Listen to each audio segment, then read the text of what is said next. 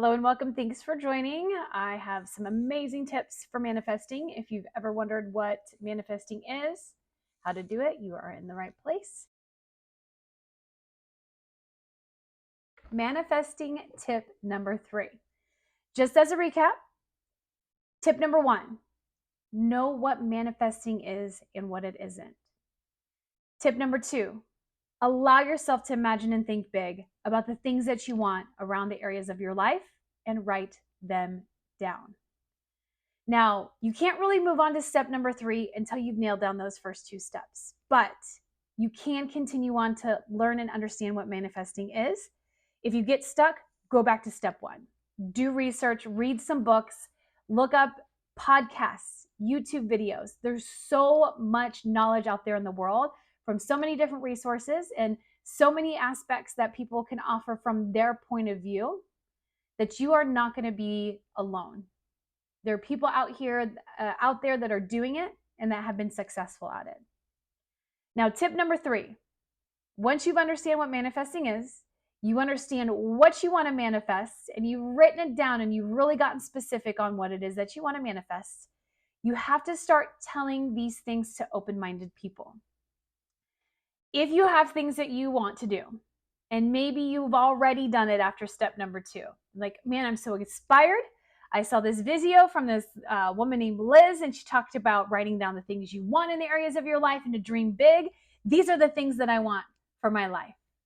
You share that with your significant other or your parents or your best friend. And they say, well, do you think those are things that are really possible? I mean, you live in a crappy one-bedroom studio or one-bedroom apartment in a really bad part of town, and you want to live in a mansion? You want to live on this gigantic beach house right on the beach in California.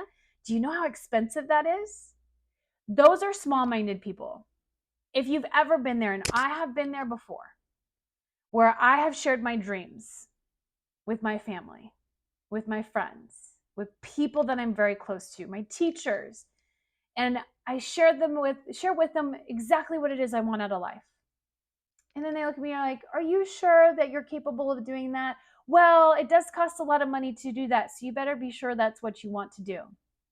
Small-minded people. There are a lot of them out there. Doesn't mean you have to dump them tomorrow. Not saying if your boyfriend or your husband said, oh no, you can't do that, that's not possible. That just means you shouldn't share your dreams with them. Go out and find more open-minded people. I have some in my community, and I'm trying to build a community of like-minded and open-minded individuals that want to share their dreams and support each other in meeting those dreams. That is where you need to place yourself. The moment someone says you're not going to be able to do that or give some excuse on why they think that's not going to happen, just remember, that's their opinion. Their opinion does not direct who you are.